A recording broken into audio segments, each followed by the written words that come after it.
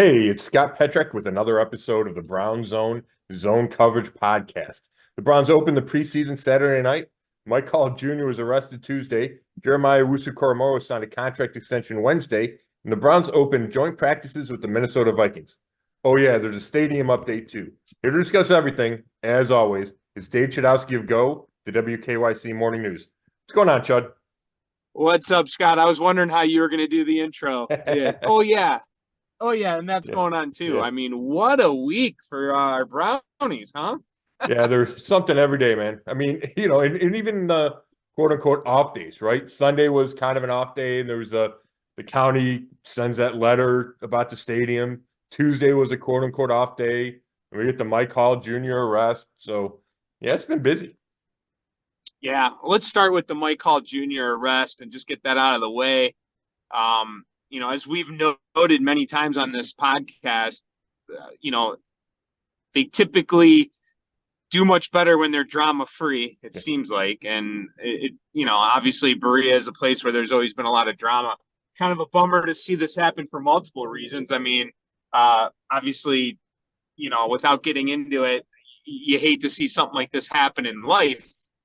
We have no idea truly what happened, and that will play out in the court of law. But on the football field side of it, not what you want if you're the Browns. No, no, not at all. And there's a bunch of layers to it, like you mentioned, right? He's a hometown kid, grew up in Cleveland, started his high school career at Garfield before he moved to Streetsboro, went to Ohio State. He was so excited to be home. He talked after the game Saturday, after his preseason debut, playing in front of the hometown fans. He had family and friends in the stadium. So there's that layer to it. Then you have the actual incident, right, which should take precedent. And like you said, right, we don't know all the details. We know what I saw in the incident report, and if that's true, it's ugly. The worst of the allegations is that he put a gun to the temple of his fiance's head, and Yeah. it's hard to get past that, for me at least, and I'm sure for a lot of people. The Browns are going to let the legal process play out. I understand that. He's a second-round pick. Maybe there's other factors involved, mitigating circumstances that don't just show up in the, black and white of the incident report. So I understand why they would wait to, let's say, cut him, right? And I think there's people that say right away you should cut him. And I understand that argument. And if I knew that he had done that with the gun for sure, I would probably lean toward that way. But I understand why the Browns would wait. Second-round pick. Whether or not that should factor into it, it does. That's the reality. But to me, the thing that the Browns botched, for lack of a better word, is I don't know why he practiced Wednesday. We're taping this Thursday morning. I don't know why he practiced Wednesday. There's a ton of reasons guys don't practice, right? Personal Yeah. reasons, right? You tweak a hamstring. There's a million reasons why guys aren't on the field for a given practice. And I understand it's an important practice, right? These joint practices are most important practices at camp, whatever. 24 hours earlier, or 36, whatever it was, he was arrested for domestic violence. And he's back in his number 51 jersey, had a sack, celebrated. It just didn't feel right to me. And Kevin Stefanski didn't answer any of the questions about it, just so they're letting the legal process play out. We tried to get at him a million ways, and he just stuck to that answer. So the Browns haven't given a good answer why they thought it was okay for him to practice. They just haven't. And that's what I'm having a hard time getting my head around. Well, I think that's their answer. Is they're letting the legal process play out, and we know how long that takes in the courts. So I mean, maybe their philosophy is, what are we supposed to not play him at all until we finally know the result? And you're absolutely right. And believe me, I'm not backing the Browns there. I'm giving you what I think they might be thinking. And also, you're absolutely right. If this was a free agent or someone who wasn't drafted, I mean, they probably would have been gone. Sure. I mean, I think it was Lonnie Phelps, defensive tackle, kind of journeyman guy, had been in and out of, with the team on practice squad and stuff for a couple of years now. There was a DUI arrest in Key West, and they cut him immediately, right? So, or within a day at least. So Yeah, I mean, I get it. There's a sliding scale. And I understand that if they're going to let the legal process play out, that this could take a long time.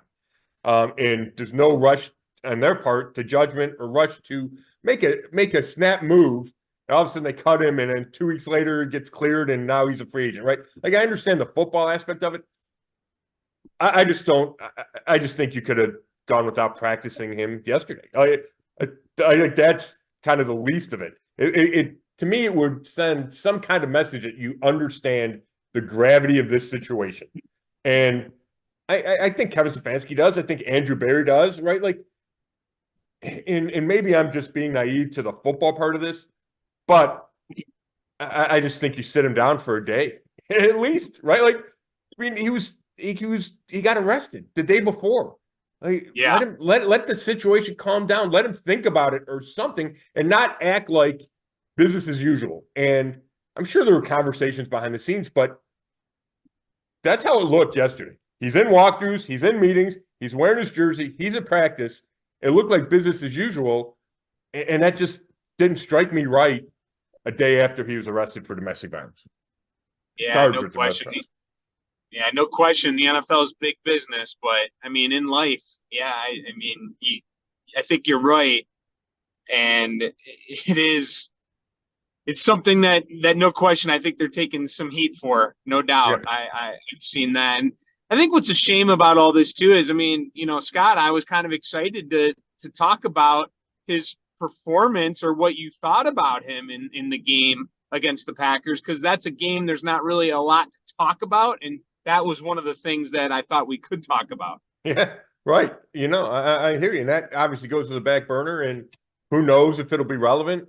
I think we talked about this last week, Chud, that Zadarius Smith compared him to Aaron Donald, right? Like, Quentin Jefferson raved about him. Like, Mike Hall's been getting a lot of rave reviews to the early part of camp, and whether or not he was going to have a role in the rotation week one, and I guess you can say whether he will have a role in rotation week one, I think it was yet to be determined, because that's a deep defensive tackle room. Having said that, you draft a guy second round, you're hoping he does, and they were hoping that he could have an instant impact as a situational pass rusher from the inside. And we didn't see a ton of that in that preseason game. I think he did show up in the run game defensively, which is a question mark for him. He was on the field for those 3 straight runs the Browns stopped, short yardage, and then they got the ball back for the offense. But yeah, now it just feels so uncertain. I would think that the Browns would proceed more slowly with him. Like, if they were trying to do a crash course for week one, maybe they don't, but he practiced yesterday, so maybe nothing has changed. But it certainly puts just a big damper cloud over what had felt like a really good story. Hometown kid, hometown team, off to a good start. Yeah. All right. Well, obviously that's going to play out, and we'll continue to watch that. You've been watching the Browns against the Vikings. Yesterday was the first practice. They go again today. Then off Friday, then they battle each other in the second preseason game on Saturday. Now, the actual game itself, Scott, we won't see starters, right? That'll pretty much be backups in the game. So you're seeing the starters go in these joint practices. How'd they look yesterday? Again, you said we were taping this on Thursday. Yeah. How'd they look at day one? Well, so they have 2 fields, right? So we're in the bleachers closest to the Browns offense. So it's Browns number 1 offense versus Vikings number 1 defense. But you're high enough so you can see the second field where it's Browns defense versus Vikings offense. So you can't see every play, right? But I'm trying to go back and forth just to give people a little, background on how I'm trying to watch this. So I can give you the better breakdown of the offense. And the issue was they could not protect Deshaun Watson. And I had either 6 or 8 sacks, 6, 7, or 8 sacks. And you know how it goes, Judge. They're not official sacks because quarterback, you can't hit the quarterback. The play continues, right? Some of them, the play stops because it just gets so blown up. And sometimes, the quarterback moves and it throws, and you're like, well, that should have been a sack or would have been a sack. My point is, I think it was 24 dropbacks, and there were 6 or 8 sacks, right? That's a crazy percentage. And Kevin Stefanski said, obviously, it's not good enough. He blamed the issues on miscommunication. And the Vikings run a 3-4 defense, so they would put 6 or 7 guys on the line and then drop a couple, and you didn't know who's going to drop, right? Kind of the zone blitz philosophy of Brian Flores, the defensive coordinator.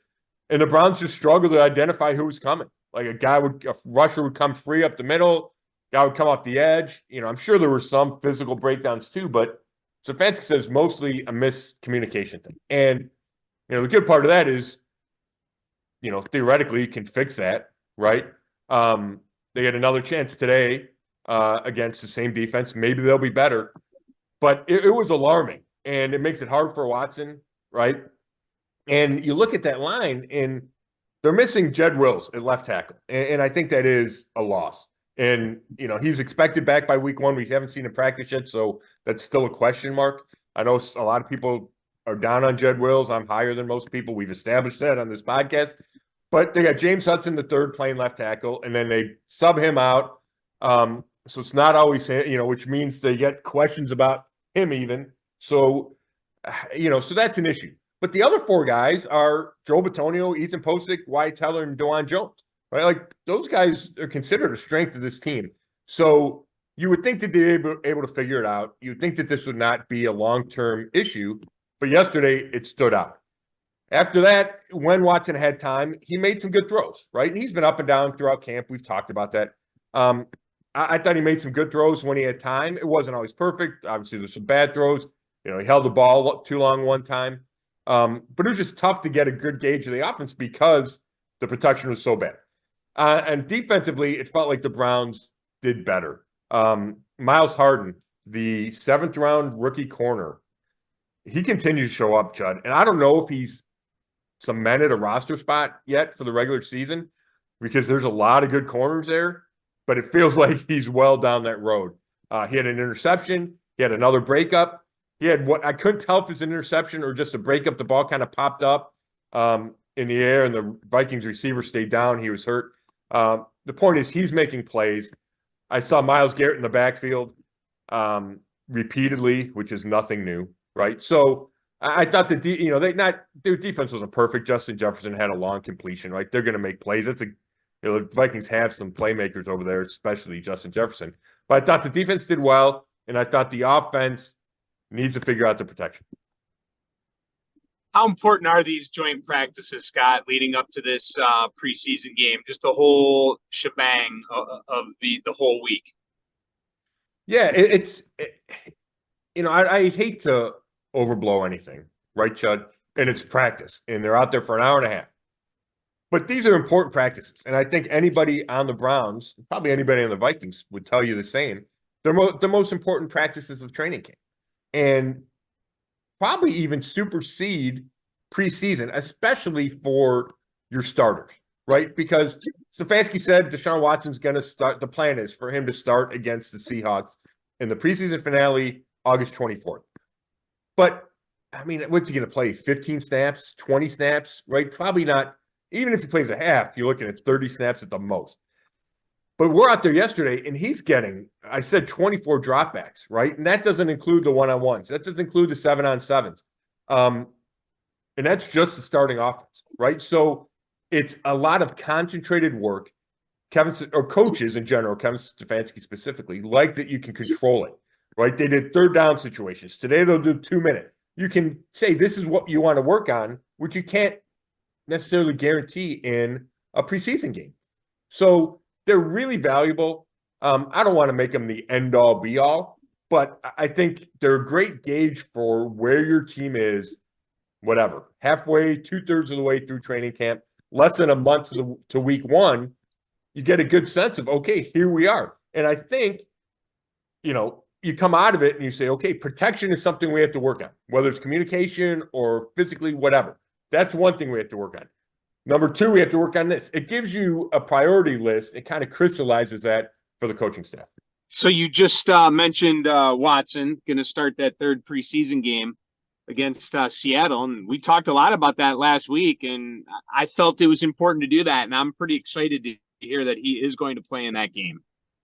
Yeah, you know what, Chud? I would think, and we talked about that, and I kind of gave the pros and cons in my mind. But I think you're right. I think there is value to taking the field for a preseason game. The speed's a little faster. He hasn't been hit since November. I don't know if you want him to get hit, right? But it's probably not the worst thing for him to take a hit if there's any doubt in his mind about that shoulder, right? So I think it just makes sense. You don't want the first snaps of an important game against Dallas to be the first time he's been on the field in a game situation since November. So I think it makes sense. Stefanski didn't commit 100% to it. He wanted to see how the joint practices go, make sure there's nothing crops up. But the plan is for Watson to play, and I think you're right. I think that makes sense. Yeah. Going back, and we're going to kind of go all over the place right now because there's so much to talk about, but going back to the game against Green Bay, and we're not going to break it down entirely, but would you say is it fair to say that they didn't show up in that game, Scott? I mean, and I know that not all the starters played, but it was a tough watch. That's certainly the case. I mean, it's a preseason game. I mean, we know we're not going to try to be entertained necessarily by that game, but at the same point, is that an accurate thing to say or not? To say they didn't show up, and if you say they didn't show up, is there concern now that they didn't show up in that game, and then now they're not? The offense, at least, isn't looking great against the Vikings. Yeah, I think that's probably a little too harsh, Chud. I would say it was a dud of a game to watch. There's no doubt about that. The defense gave up the long touchdown to start. Ronnie Hickman just gets beat. It's a bad matchup. You got your safety on a receiver. He gets beat. His back's bugging him anyway. He goes to the medical tent. Offensively, Jameis Winston went 4 to 5, I think, on his first drive, led to a long Cade York field goal. And then it was a lot of nothing. But Winston was out of the game by then. You had Tyler Huntley playing, and the offense didn't do a whole lot. I thought Dorian Thompson-Robinson, played well, led him to a couple of long drives, including a touchdown drive. Now, you have to remember, he's going against third, fourth stringers, right? You got to be careful how much you read into that. But I thought DTR has had a good training camp and has thrown it better than I thought and better than I remembered him as a rookie throwing it. So I think that was a nice continuation for him. But, Amari Cooper didn't play. Jerry Jeudy didn't play, right? Like, there's just so many guys on offense that didn't play. You didn't have your quarterback. I think it's hard to get a great gauge. But I'm with you. It was tough to watch, but I think I attribute that more to preseason football. All right, so maybe didn't show up is a little harsh, but I believe Stefanski's quote was, "There's a lot to clean up." Oh, no doubt about it. No doubt about it. Yeah. Okay. Winston, do you wish he would have played a little more? We haven't asked Kevin Stefanski yet how much if at all, he's going to play against Minnesota, because those are the only two quarterbacks, Watson and Winston, that got any team reps yesterday. And Winston did not get as many as Watson. But I could see them going just DTR and Huntley against Minnesota. And then you're like, okay, so Winston, does he only throw 5 passes? How much does he play against Seattle in the finale, right? 4 to 5. Like, I thought he was fine. I just think they're careful, right? The whole offensive line isn't out there. You don't have your receivers. I don't know that any more reps would have helped Winston, but I think you want to see him again before you get to week 1, right? Because then the reps disappear, right? The practice reps disappear. They're all about Deshaun Watson. So I do think you need to see him, whether it's Saturday against Minnesota or in that finale against Seattle. Mm-hmm. One thing we've been dealing with, let's get the injury update out of the way. And, we had a big injury there, and you got a concussion now with Denzel. So you got some injury issues here. How are we looking on that front? Yeah, so Luke Whippler was a big injury coming out of the game, right? The backup center from Ohio State, second year, broken ankle, probably done for the season, needs surgery. They trade for Nick Harris, who held that role last year. That's a good way to mitigate it, right? You're bringing a guy who's got familiarity with the team, with his teammates. That was necessary because they don't have a lot of depth at center. Denzel Ward is in the concussion protocol. Now, I want to stop short of saying it's a concussion because it happened Monday. You can go in the protocol for other things besides like a stinger can lead you there. Whatever kind of puts you along that path, and it can stop short of actually being a concussion. And the play happened Monday. Ward's back of the head hit the ground. He came up. You could tell he was slow getting up. He didn't go inside. It was tough. I couldn't remember exactly. I think he did a couple of reps after that, but then didn't. So he's obviously affected by it and then doesn't practice Wednesday, but he was outside. He was watching the whole practice and moving around, and you could see him. He didn't practice, but he was moving around.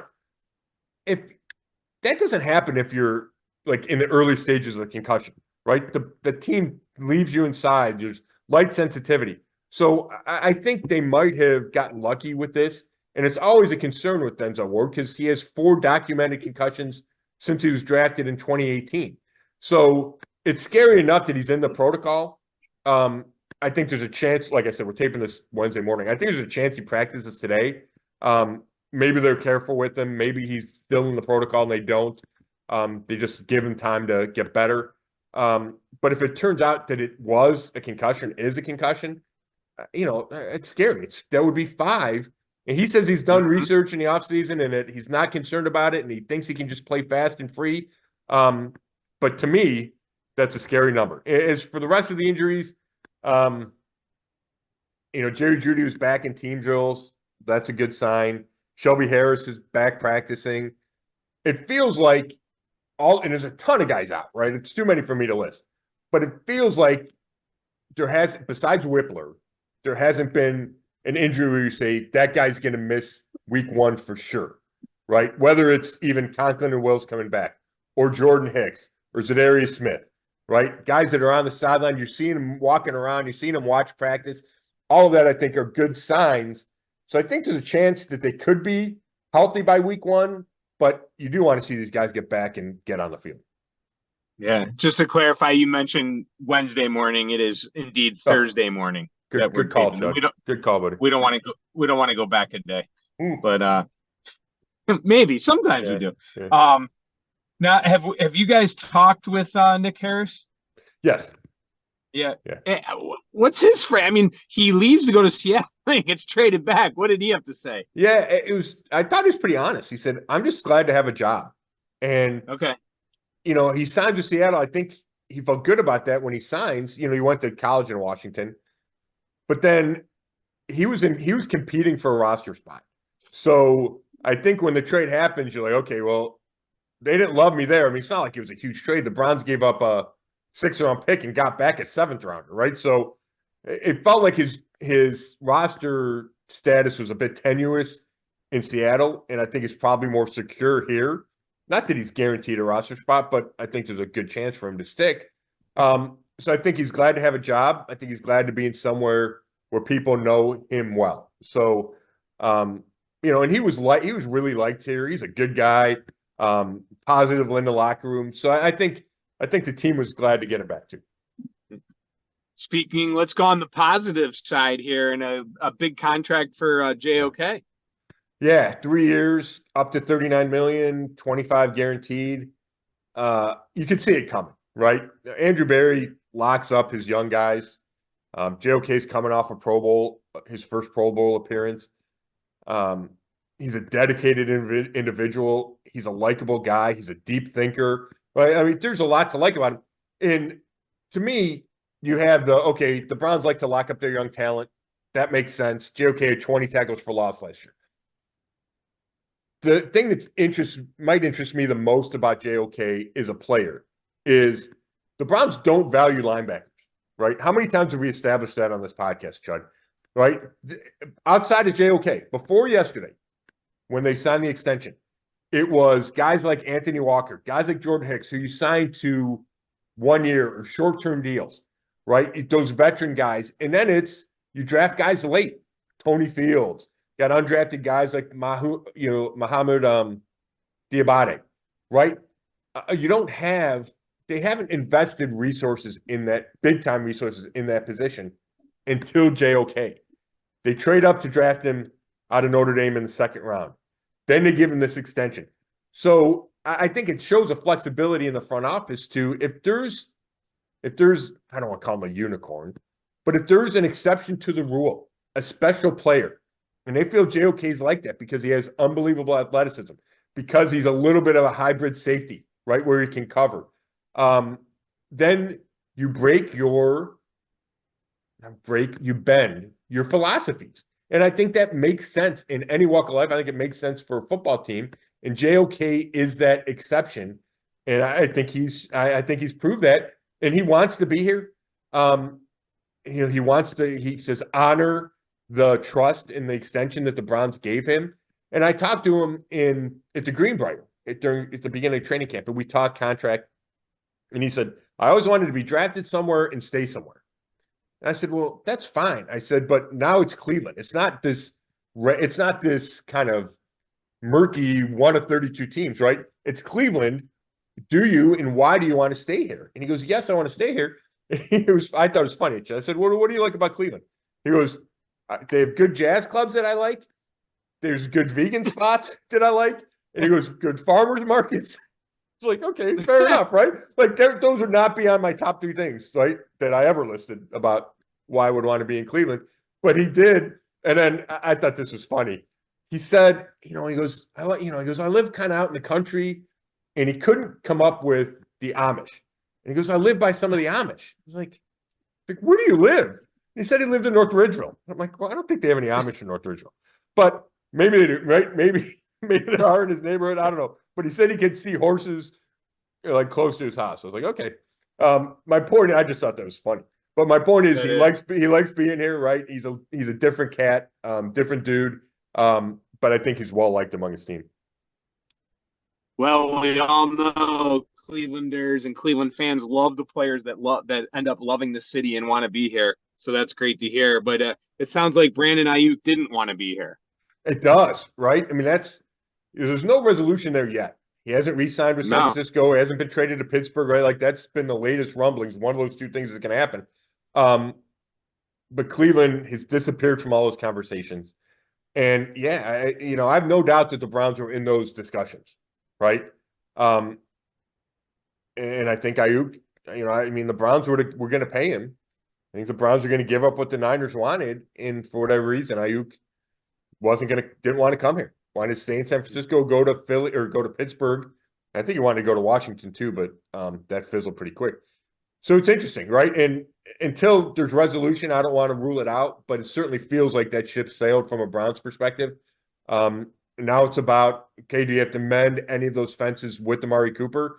Everybody I talked to says no. Jameis Winston, I asked him that after the game Saturday, and he says, no. He goes, Coop, when you're as good as Coop, you're going to get mentioned for those kind of things, because you're that good. He goes, that's not something that's going to bother Coop. And I tend to believe him, but I think the farther we get away from this, right? Further we get away from this, I think the better it is, and the more Cooper and the team can turn the page. Yeah, if we tape this though over the weekend or on Monday, maybe we would have been talking a little bit earlier about this. Wasn't there something on social media that he LOL, I wouldn't mind at all? Yeah, and haven't talked to him yet. Do we know what that meant? No, haven't talked to him yet. Have asked to talk to him. He's not, he hasn't done any interviews since then. It's easy to assume that means he would be okay with going to the Niners. It could have been anything. I'm interested to find out. Maybe that's just his kind of, hey, if it happens, it happens. I'll figure it out, right? I don't think it's a slam on the Browns. I don't think it's a slam on Cleveland. But I think it's maybe, hey, they're really good in San Francisco too. Yeah. Real quick, I wanted to ask you, going back to that game with the new kickoff rules. Yeah. What happened there with Cade York? He kicked him into the end zone, right? And he wasn't supposed to? No, he wasn't supposed to. He was trying to land it at the goal line, and he kicked it too far. And Stefanski called it a disappointment. I mean, they wanted to practice covering those. So 1 out of 3, he was able to kick in the field. It's a big mistake out of him. He did make the 55-yarder. I don't know, Judd, we don't have a ton of time, but real quick, anybody who wants to read about Cade York, he did a long interview after the game with a handful of us. I wrote about it Sunday morning. He talked about hitting rock bottom in a hotel room in East Rutherford, New Jersey, and felt like God came to him. He said he was kind of trashing his hotel room. God took him down to his knees. It's really interesting. And said that was his rock bottom. Now it's all about, he's not going to dwell on missed kicks, that he's trying to, serve humanity, and he's in ministry and stuff. It was an interesting interview from Cade. Oh, okay. There you go. Before we go, got to just hit on the stadium. Yeah. I'm sure most people are up to speed, but anyone who isn't, bring them up to speed. And what do you think is going to happen here? What's the latest? So the quick timeline, right? We were still at the Greenbrier. I can't tell you what dates, but we were still at the Greenbrier, so it's early in camp. City of Cleveland puts out his proposal. They're going to give, here's the money they're going to put up toward the renovation of the stadium. Browns respond with a letter last week to season ticket holders. Obviously, it's public. A video of what they think the new dome will look like in Brook Park. Renderings of what the new dome would look like in Brook Park in the surrounding area. And without saying they're 100% committed to the dome, it was, hey, we want the dome. This is why we want the dome. This is why we think it's so much better than renovating the stadium. And feels like full bore toward the dome, trying to make it happen. The county, 2 members of the county come out Sunday, write a letter to the Haslams, it's public, saying that they don't support the move to Brook Park. They think the Browns should stay downtown, and they're going to try to keep them downtown. So still a long way to go with this, but for me, the takeaway is this transition to Brook Park is not going to be as easy as the Browns hoped. And they're frustrated with the public discourse, with the government entities. I think they wish it could be private. Obviously politics come into this. So the Browns still want to go to Brook Park. They still think they can go to Brook Park. But I think it's safe to say there's been hurdles thrown up by the city and the county, and they're going to have to figure out a way to work through that. The Browns are going to have to figure out a way to work through that if they really want to end up in Brook Park. Yeah, I go back and forth on what I think's gonna happen. Do you feel that way? I do. I felt after the Browns put that thing out about Brook Park last week that it was, kind of a done deal, so to speak, even though I knew there were things that had to be handled. The county letter and the fact that the county aligned with the city makes me question if we're going to get to the dome. I would still say that the Browns do wind up doing the dome in Brook Park. But I have more doubts than I did, a week ago and a month ago. All right. Time to move on. You got a busy day ahead of you.